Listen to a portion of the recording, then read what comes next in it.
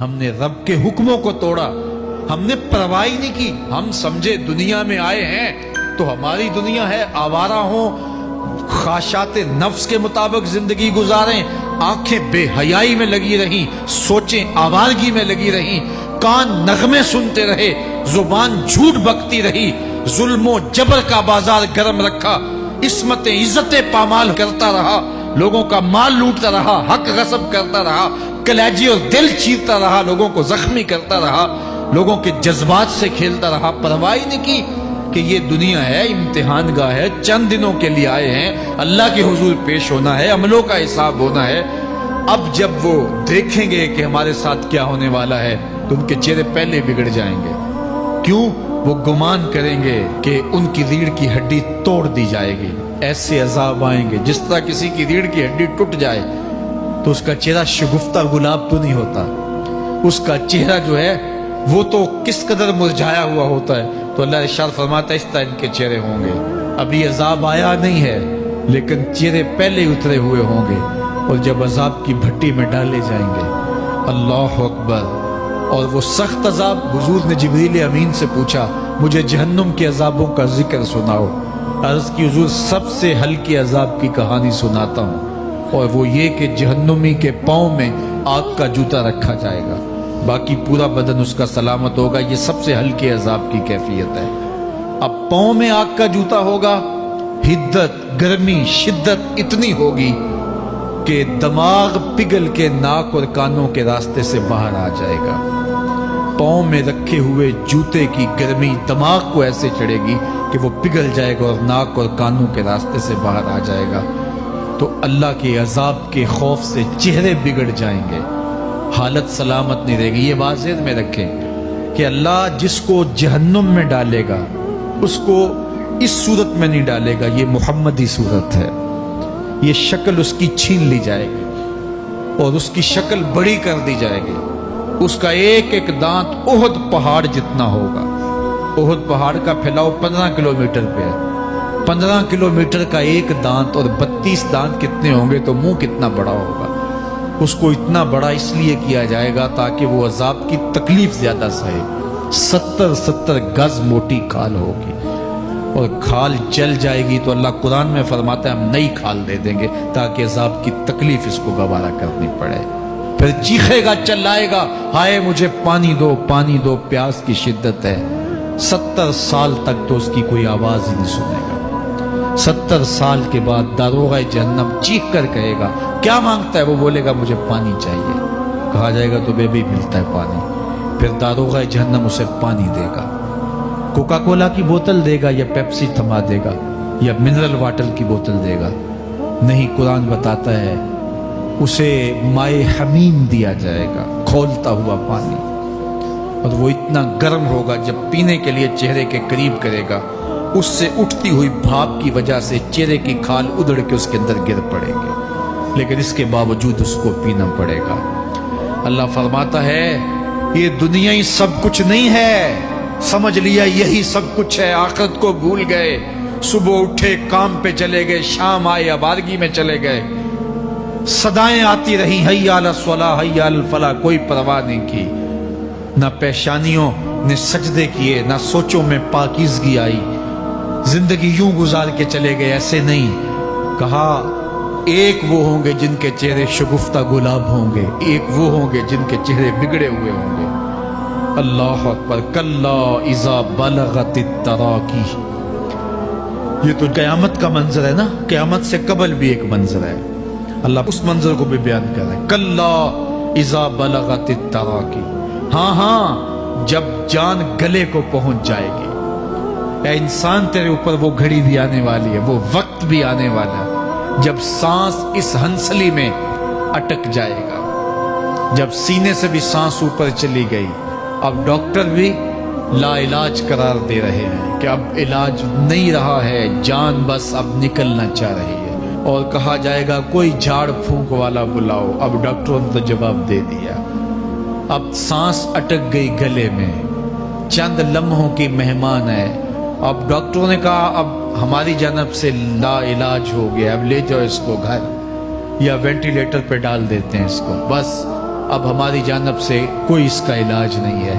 اب گھر والے روتے ہیں، کہتے ہیں کوئی جھاڑ پھونک والا لاؤ، کوئی دم والا لاؤ، شاید وہ کوئی دم کرے تو اس کی جان میں جان آ جائے۔ ڈاکٹروں نے تو لا علاج قرار دے دیا۔ وَظَنَّ عَنَّهُ الْفِرَاقُ، اللہ فرماتا ہے یہ تو جھاڑ پھونک والے کو ڈھونڈ رہے ہیں، لیکن جس کی سانس یہاں اٹکی ہے وہ سمجھ گیا ہے اب موت آ گئی ہے، اس کو یقین ہو گیا ہے کہ اب موت کے لمحے آ گئے ہیں، اب میں بچ نہیں پاؤں گا۔ اب آنکھیں تاڑے لگی ہوئی ہیں۔ وَالْتَفَّتِ السَّاقُ بِالسَّاقِ، پنڈلی پہ پنڈلی چڑھ رہی ہے۔ جب موت آ جاتی ہے تو پھر پنڈلی سے پنڈلی لپٹ جاتی ہے، اس کو پھر جدا کرتے ہیں اور جدا کر کے دونوں انگوٹھے باندھ دیتے ہیں تاکہ پنڈلی کے اوپر پنڈلی نہ چڑھے۔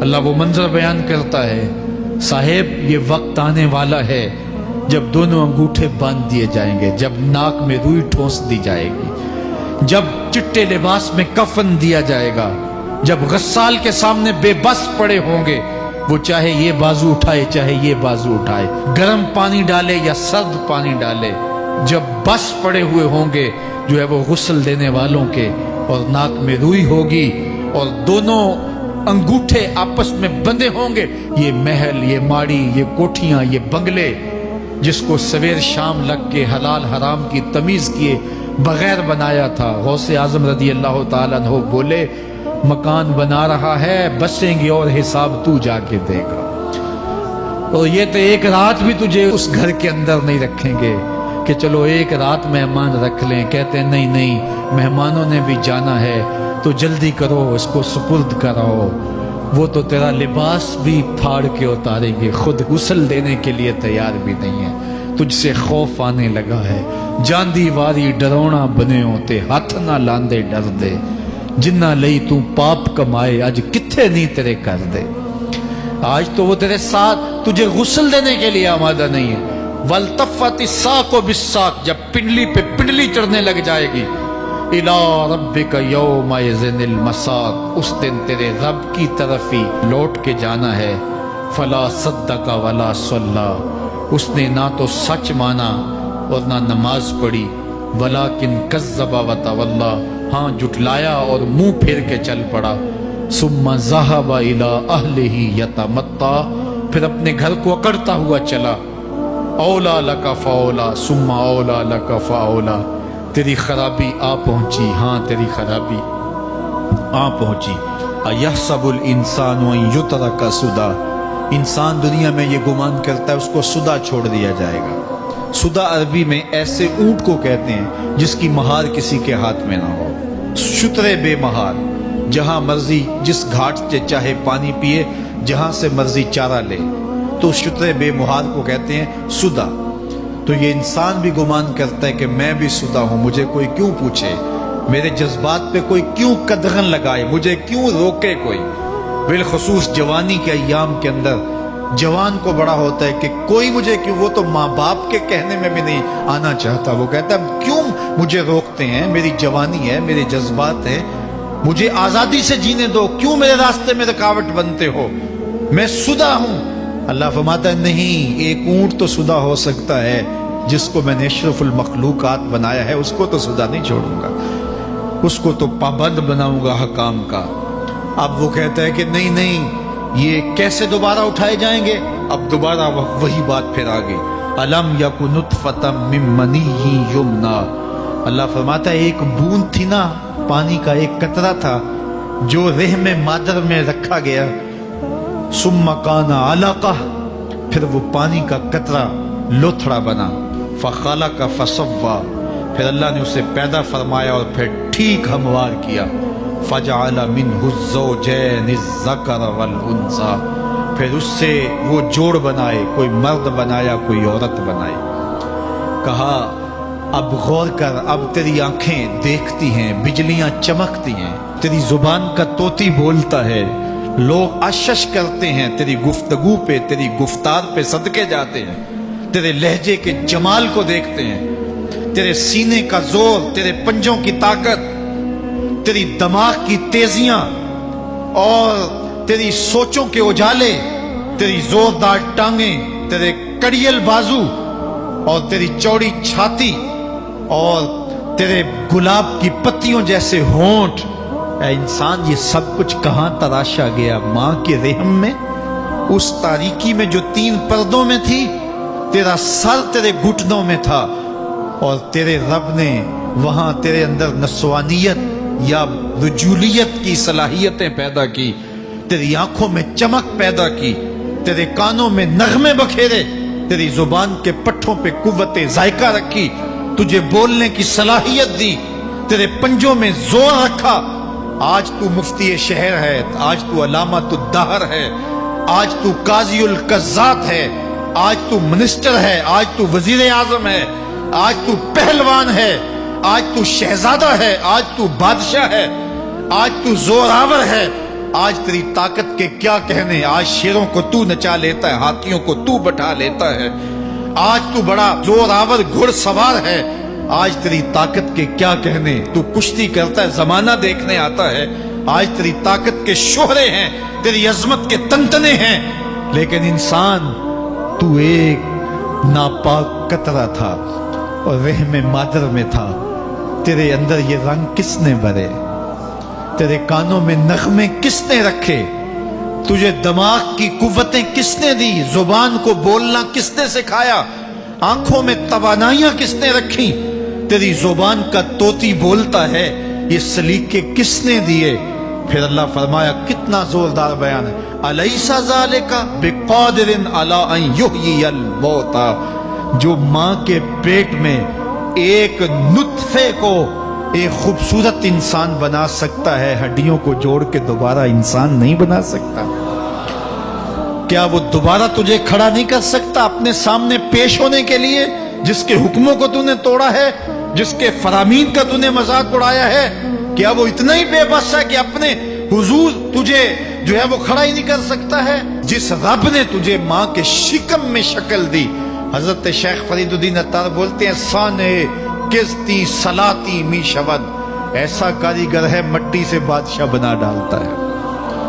اس نے مٹی سے دارا و سکندر بنائے، اس نے مٹی سے جو ہے وہ رستم و سہراب بنائے، اس نے مٹی سے کیا کیا بنا دیا جو مٹی سے بادشاہ بنا سکتا ہے، جو نطفہ رحم مادر سے جو ہے وہ شکل اور صورت اور رنگ اور جمال بنا دیتا ہے۔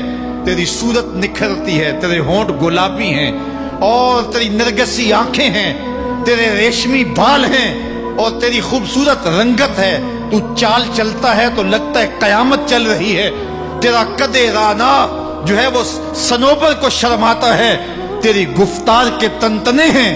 جس نے اتنی خوبصورت شکل ماں کے رحم میں بنائی، کیا وہ ہڈیوں کو جوڑ کے دوبارہ انسان نہیں بنا سکتا؟ وہ دوبارہ انسان بنائے گا اور پھر تجھے اپنے حضور کھڑا کرے گا۔ اور ایک حدیث میں آتا ہے، اللہ بندے کو اپنے حضور کھڑا کرنے کے بعد اپنے سامنے سے ہٹنے نہیں دے گا جب تک 5 سوال نہیں پوچھ لے گا۔ ان عمرہ ہی فیما افنا ہو، اس کی عمر کے بارے میں پوچھے گا، کہاں ضائع کی؟ میں نے تجھے زندگی دی، 60 سال 70 سال 40 سال 50 سال، اس زندگی کو کہاں گزار کے آیا ہے؟ ان شباب ہی فیما ابلا ہو، اس کی جوانی کے بارے میں پوچھا جائے گا، جوانی کہاں گزار کے آیا ہے؟ مجنو تو نہیں بنا رہا، خواہشات کا اسیر تو نہیں ہو گیا، دیوانوں کی طرح زندگی تو نہیں گزار کے آ گیا؟ تیری جوانی کسی چوک میں تو نہیں گزری، تیری جوانی آوارگی میں تو نہیں گزری، ساری رات سوشل میڈیا کے اوپر گندگی اور غلاظتیں تو نہیں دیکھتا رہا؟ تیری زندگی گزری کہاں ہے؟ تیری جوانی گزری کہاں ہے؟ اگر کوئی جواب نہ ہوا تو پھر کیا جواب دے گا؟ اور وہ کتنا خوش نصیب ہوگا جو کہے گا، مالک میری جوانی سجدوں میں گزری، میری جوانی قیام میں گزری، میری جوانی رکوع میں گزری۔ میرے حضور فرماتے ہیں، سبعۃ یظلھم اللہ فی ظلہ یوم لا ظل الا ظلہ، 7 اشخاص ایسے ہیں قیامت کے دن جب کوئی سایہ نہیں ہوگا، اللہ ان 7 کو اپنے عرش کا سایہ دے گا۔ ان میں سے دوسرا شخص میرے حضور نے بیان فرمایا، وشاب نشأ فی عبادت اللہ، وہ جوان جس کی جوانی اللہ کی عبادت میں گزری۔ جوانوں، اپنی زندگی کو مالک کی دہلیز پہ لے آؤ۔ جوانی وہی ہے جو مالک کی چوکھٹ پہ گزرے۔ اپنے دل کا تعلق جوڑو، عشق کرنا ہے تو پھر آمنہ کے لال سے کرو۔ मोहब्बत का रिश्ता उनसे जोड़ो, ताल्लुक का रब्त उनसे कायम करो, जवानी को दीन की राह पे डालो। अल्लाह अकबर। सुनो मेरे हुजूर का फरमान, आना हबीबुल्लाह, मैं अल्लाह का हबीब हूँ। फिर फरमाया अश्शाबुत्ताइबु हबीबुल्लाह, जो जवान जवानी में तौबा करे वो भी अल्लाह का हबीब है। आओ अल्लाह के हबीब बन जाओ, अल्लाह के हबीब बन जाओ, अल्लाह के हबीब बन जाओ, अल्लाह के